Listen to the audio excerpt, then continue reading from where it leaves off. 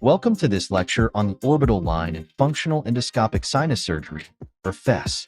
Today, we'll discuss the importance of fixed anatomical landmarks in revision sinus surgery, focusing on the orbital line and its role in navigating altered anatomy. Revision sinus surgery can be especially challenging because the usual landmarks that guide surgery are often altered or removed in previous procedures. This makes it crucial to rely on fixed anatomical landmarks to navigate safely.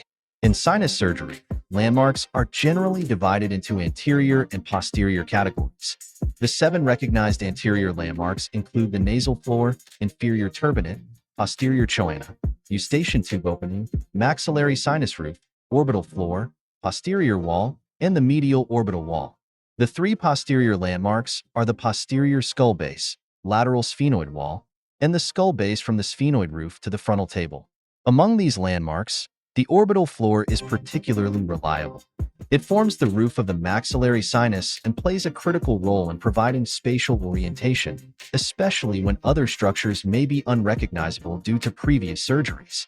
A study by Harvey et al. Examined over 300 CT scans and found that the orbital floor or maxillary sinus roof is generally positioned lower than the sphenoid roof or the lowest cribriform height.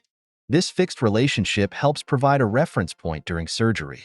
In patients with a well-pneumatized maxillary sinus, there tends to be a reduced distance between the orbital floor and critical anatomy. However, the orbital line still remains below the skull base, which helps in providing a guide even in these cases. The average distance from the orbital floor to the sphenoid roof is about 11 millimeters, and to the cribriform plate is approximately 10.1 millimeters.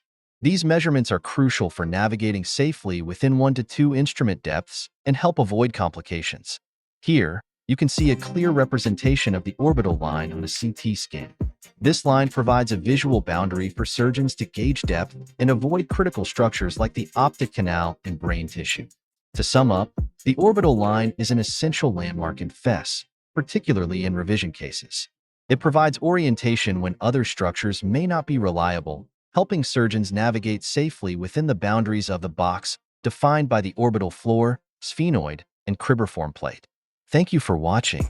For more insights into ENT surgery, including detailed lectures on Fess and other procedures, please subscribe to ENT Surgery Lecture by Dr. Sunil Kumar Sharma.